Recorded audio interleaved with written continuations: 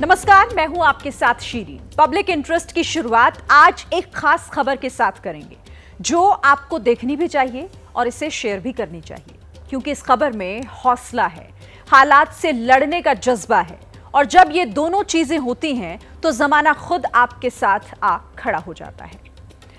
26 सितंबर को ABP news ने एक खबर दिखाई थी कि टैलेंट होते हुए भी एक दलित और गरीब घर के बेटे के हाथ से आईआईटी धनबाद की सीट सिर्फ इसीलिए निकल गई क्योंकि वो वक्त पर एडमिशन फीस जमा नहीं कर पाया था। आपको सुनकर खुशी होगी कि सुप्रीम कोर्ट ने इस बच्चे के हक में फैसला दिया और उसके हौसलों को नई उड़ान दे दी है।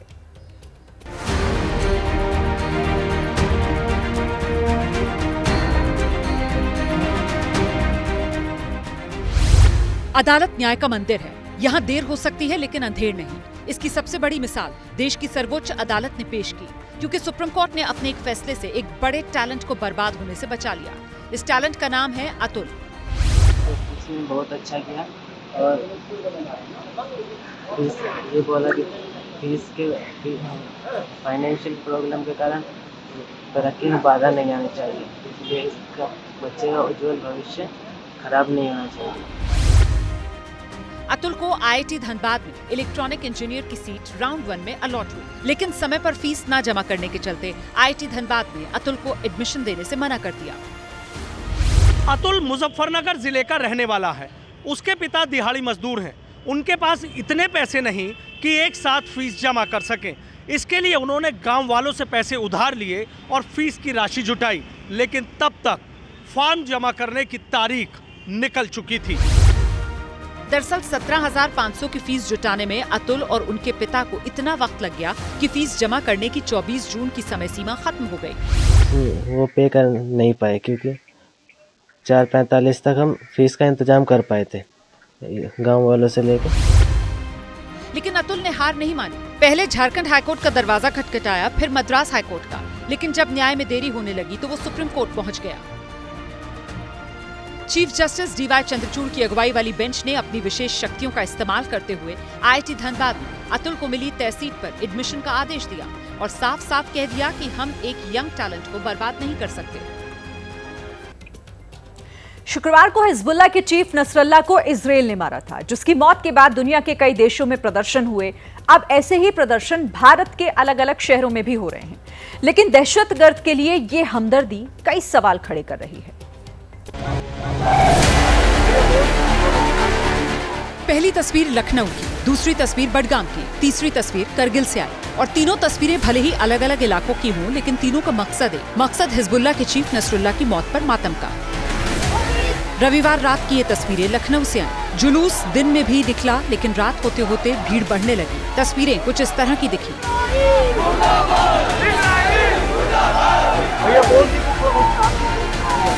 लखनऊ के छोटे इमामबाड़े से लेकर बड़े इमामबाड़े तक हजारों की संख्या में शिया मुसलमानों ने विरोध मार्च निकाला। हाथ में हसन नसरुल्लाह की तस्वीर लेकर जिंदाबाद के नारे लगाए।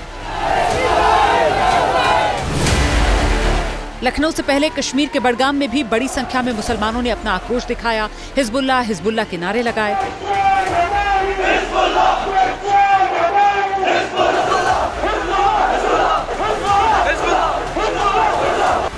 करगिल में भी इजराइल के खिलाफ गुस्सा दिखा। हिजबुल्लाह के समर्थन में पोस्टर लेकर बच्चों से लेकर बड़े तक सब सड़क पर उतरे।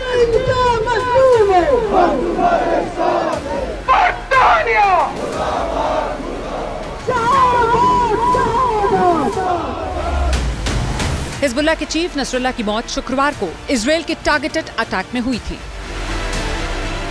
अगर आप कैश में लेन देन करते हो तो किसी से 100 या 500 रुपए का नोट ले रहे हैं, उस वक्त ये जरूर देख लें कि नोट पर महात्मा गांधी की बजाय कहीं अनुपम खेर की तस्वीर तो नहीं है, क्योंकि नटवर लालों का कोई भरोसा नहीं। जब 1 करोड़ 30 लाख के अनुपम खेर वाले नोट टिका सकते हैं तो कुछ भी कर सकते हैं।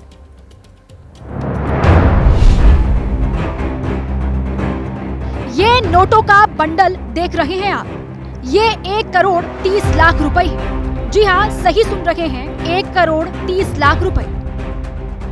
लेकिन ये जानकर चौंक जाएंगे कि ये नोट असली नहीं है बल्कि नकली है। और ज्यादा हैरान तब होंगे जब ये जानेंगे कि इन नोटों पर महात्मा गांधी की जगह अभिनेता अनुपम खेर की तस्वीर छपी है। गुजरात के अहमदाबाद से हैरान करने वाली खबर सामने आई है। ठगों के एक गिरोह ने पूरी प्लानिंग के साथ सोना कारोबारी से 2 किलो 100 ग्राम सोना खरीदा और बदले में थमा दिया रिजर्व बैंक ऑफ इंडिया का ये नकली नोट। मामला बीते हफ्ते का है। पुलिस ने जांच पड़ताल शुरू की तो खिलौने वाले नकली नोटों का ये खुलासा हुआ है। उसने टेबल पे 1 करोड़ 30 लाख रुपया रखे और बोला कि 30 लाख रुपया कम है, मैं बाजू के ऑफिस में लेके आ जाता हूँ। ऐसा करके एक आदमी निकल गया। दूसरा आदमी जो था वहीं पे, उसने ऐसा बोला कि ये नोट आप गिन लो, तब तक वो आते, तब तक ये नोट गिन लो। उसने जैसे बंडल खोलने की कोशिश की तरफ उसने नज़र चुक के दूसरा आदमी भी पीछे से निकल गया। जैसे भी उन्होंने रेपर खोला उसमें नोट डुप्लीकेट निकली थी। जैसे उसने पीछे मुड़ के देखा तब तो कोई आदमी था नहीं। फिर हमने नोट जमा करा दी नवरंगपुरा पुलिस स्टेशन में और फिर पुलिस ने जो नोट खोली उसमें से अनुपम खेर वाली नोट आई। ठगों ने नकली कुरियर कंपनी बनाई थी। सोने की डिलीवरी उसी कंपनी के दफ्तर में मंगाई और सोना लेने के बाद नकली नोट थमाकर रफू चक्कर हो गए। शक हुआ तो पुलिस को सूचना दी गई। पुलिस ने नोटों का जखीरा खोला तो अनुपम खेर वाले नोट मिले। नोट पर तस्वीर होने की खबर अनुपम खेर तक पहुंची तो उन्होंने सोशल मीडिया पर लिखा, लो जी कर लो बात, 500 के नोट पर गांधी जी की फोटो की जगह मेरी फोटो, कुछ भी हो सकता है। फिलहाल पुलिस नोटों के नटवर लाल को तलाश रही है, लेकिन देश में अपनी तरह का ये अनोखा मामला है। बात करते हैं हरियाणा चुनाव की, लेकिन इसमें हम आपको राहुल गांधी से पहले राम रहीम की खबर दिखाएंगे, जिसे 11वीं बार पैरोल मिल गई है। लेकिन यहां ये सवाल अब भी बरकरार है कि जेल में बंद डेरा सच्चा सौदा का प्रमुख चुनाव के वक्त ही आखिर जेल से छुट्टी क्यों मांगता है। 13 अगस्त को डेरा सच्चा सौदा का प्रमुख गुरमीत राम रहीम बड़ी ठसक से सुनारिया जेल से पैरोल पर बाहर आया था। ये उसका 6 साल में 10वां वेकेशन था।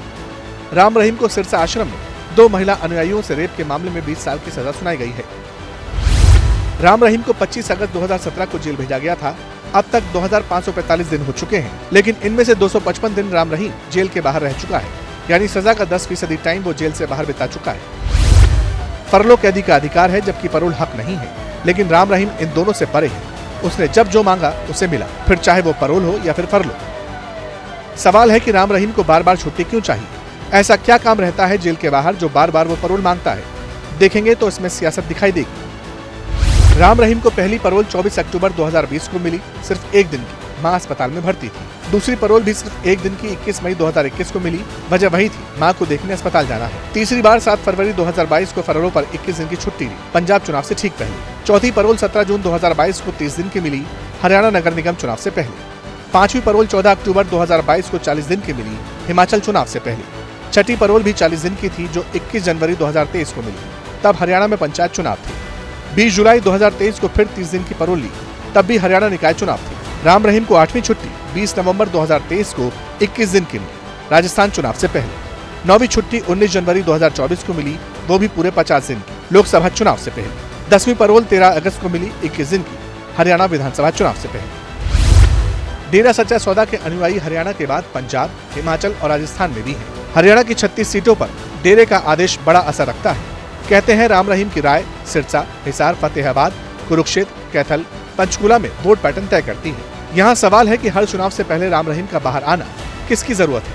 इस पर पार्टियों के बयान नहीं मिलेंगे। यूं समझे, चुनावी सीजन में डेरा चीफ के ना फेवर में बोलना अच्छा है, ना एंटी बोलना।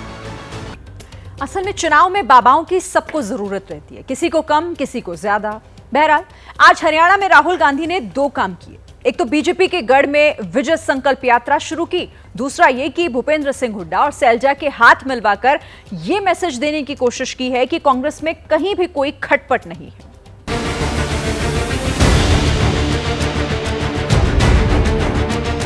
हरियाणा में राहुल गांधी ने अपनी विजय संकल्प यात्रा जीटी रोड बेल्ट से शुरू की।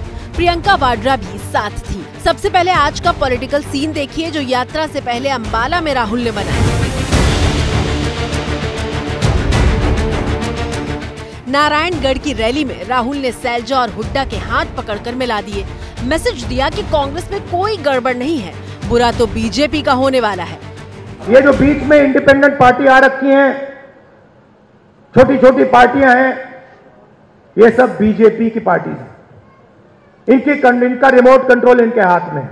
लड़ाई बीजेपी और कांग्रेस के बीच में है।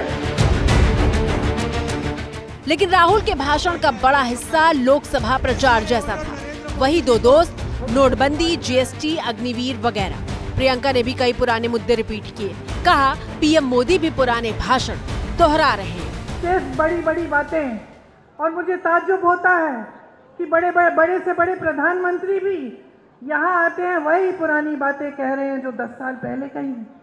आज वादे कर रहे हैं कि वो ये करेंगे, वो करेंगे, एमएसपी करेंगे, रोजगार दिलवाएंगे। अरे 10 सालों में क्यों नहीं किया? इसके बाद यात्रा शुरू हुई तो राहुल और प्रियंका लाल रंग की थार पर सवार हुए, लेकिन थोड़ा चलकर भाई बहन कंफर्ट कार में शिफ्ट हो गए। अब बताते हैं कि जीटी रोड बेल्ट पर यात्रा के मायने क्या है। हरियाणा में पंचकुला से पानीपत तक 6 जिलों को जीटी रोड से जोड़ने वाला हिस्सा है जीटी रोड बेल्ट। ये विशुद्ध रूप से अब तक बीजेपी का गढ़ रहा है। 6 जिलों में 23 विधानसभा सीटें हैं। 2014 में बीजेपी ने इनमें से 21 सीटें जीती थी। कांग्रेस का स्कोर 0 था, लेकिन 2019 में कांग्रेस ने कमबैक किया और 9 सीटें छीन ली और बीजेपी घटकर 12 पर आ गई थी। कांग्रेस का अनुमान है कि राहुल गांधी की विजय संकल्प यात्रा पूरे पिक्चर पलट देगी। बीजेपी कह रही है कि कांग्रेस का भाई बहन कॉम्बिनेशन फिर फेल होगा। राहुल गांधी जी उसका जवाब देकर जाएं। हरियाणा का युवा पूछेगा कि हुड्डा के राज में खर्ची पर्ची पर वो चुप्पी क्यों रखे हैं। हरियाणा का दलित पूछेगा कि आरक्षण का विरोध करने के बाद वह किस मुंह से हरियाणा आए हैं। हरियाणा का किसान पूछेगा कि किसान की जमीन लूटकर दामाद जी को देने के बाद भी वह किस मुंह से किसानों की बात करते हैं। जीटी रोड बेल्ट में बीजेपी के कॉन्फिडेंस की 2 वजह हैं। एक तो पीएम मोदी का प्रचार, दूसरी ये कि सीएम, नायब सैनी और अनिल विज समेत हरियाणा बीजेपी के कई धाकड़ नेता इसी जीटी रोड बेल्ट से आते हैं।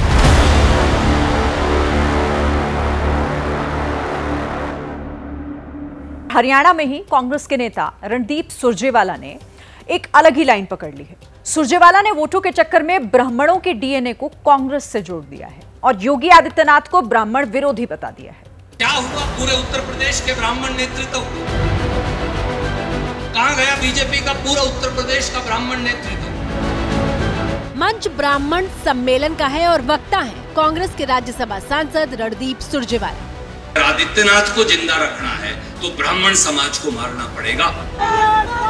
रविवार को सुरजेवाला ने कैथ में कास्ट का कार्ड खेला और यूपी के सीएम योगी आदित्यनाथ पर हमले के बहाने हरियाणा के ब्राह्मणों को साधने की कोशिश की। बयान कुछ इस तरह का दिया।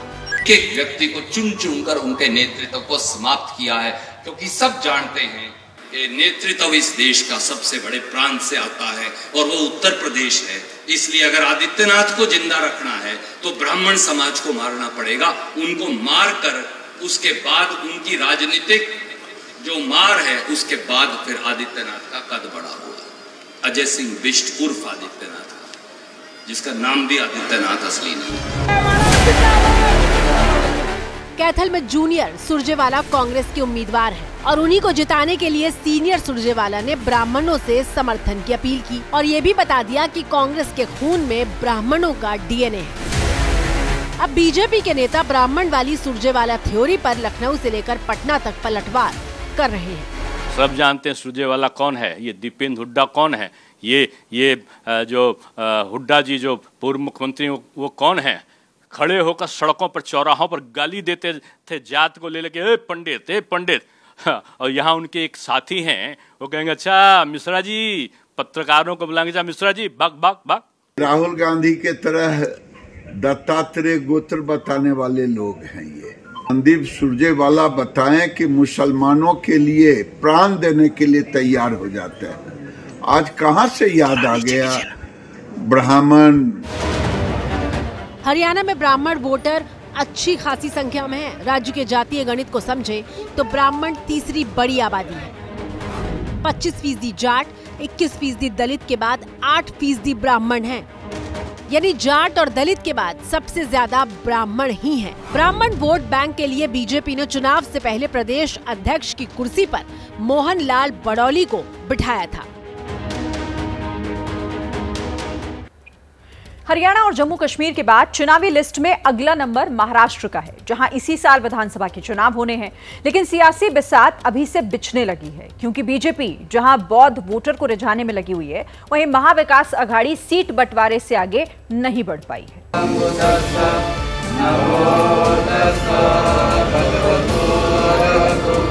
बुद्ध की वंदना और राजनीतिक साधना का ये मेल महाराष्ट्र की राजनीति में पूरा खेल बदल सकता है, क्योंकि बीजेपी ने महाराष्ट्र चुनाव से पहले एक बड़ी आबादी को साधने के लिए अपना सबसे बड़ा दांव चला है और मोदी मंत्रिमंडल में एकमात्र बौद्ध मंत्री किरण रिजिजू को महाराष्ट्र में बौद्ध समाज को एकजुट करने को कहा गया है।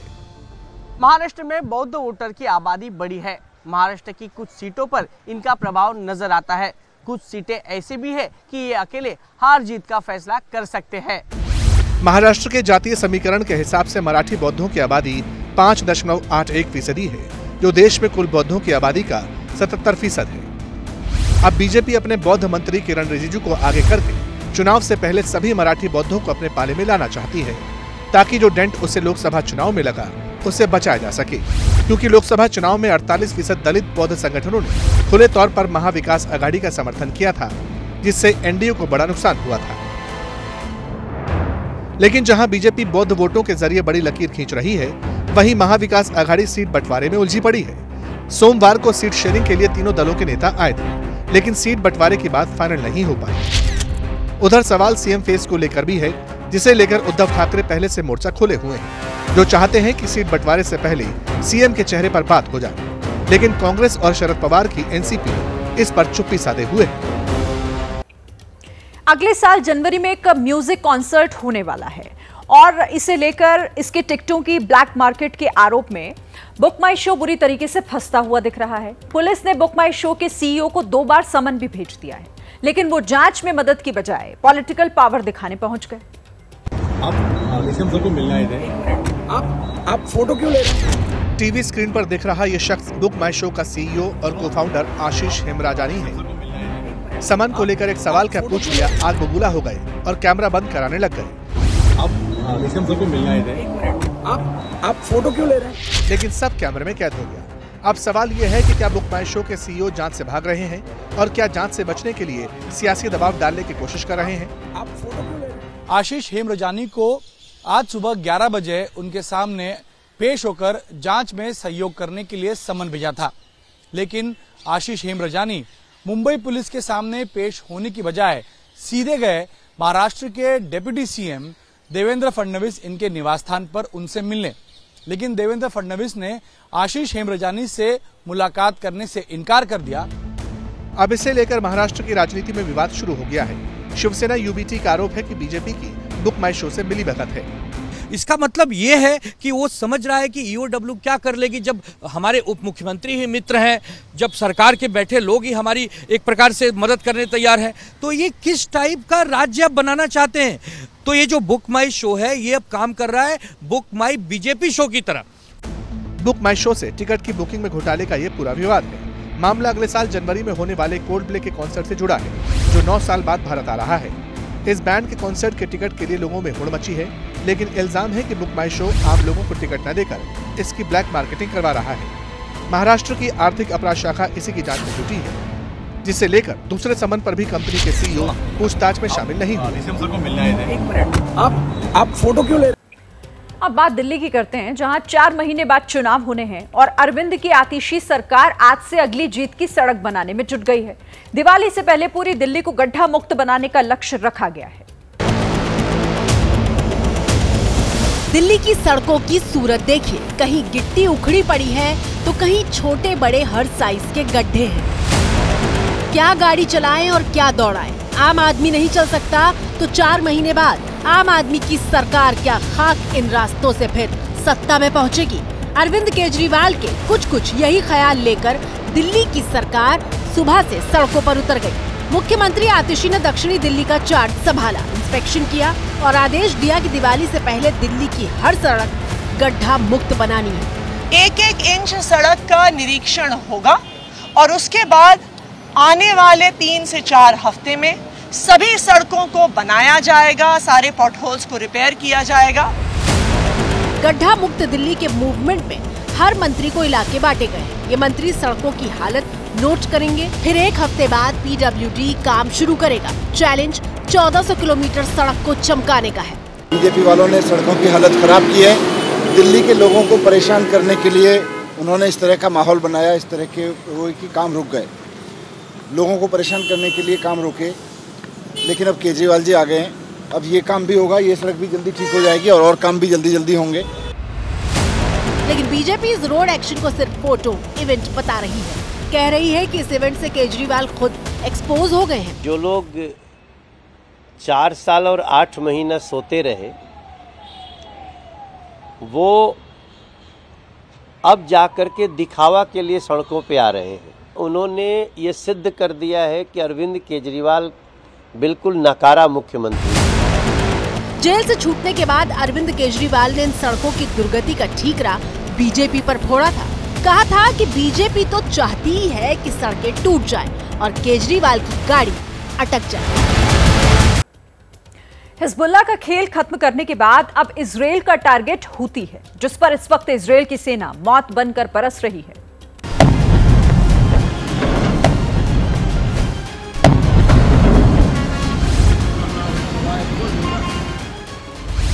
धमाके, आग, धुआं और तबाही। इजराइल का कहर यमन के हूती विद्रोहियों पर बरस रहा है। हिजबुल्लाह चीफ नसरुल्लाह को ठिकाने लगाने के एक दिन बाद इजराइल ने यमन में पावर प्लांट और सी पोर्ट को टारगेट किया, जिसमें 4 लोगों की मौत हो गई। इजराइल का आरोप है कि यहीं से हूती विद्रोहियों को हथियारों की सप्लाई होती है। 2 दिन पहले हूती विद्रोहियों ने तेल अवीव की तरफ कई मिसाइलें दागी। टारगेट पर थे पीएम नेतन्याहू। इजराइल के डिफेंस सिस्टम ने हमला नाकाम कर दिया। अब इजराइल ने हूती विद्रोहियों के ठिकाने को टारगेट करना शुरू कर दिया है।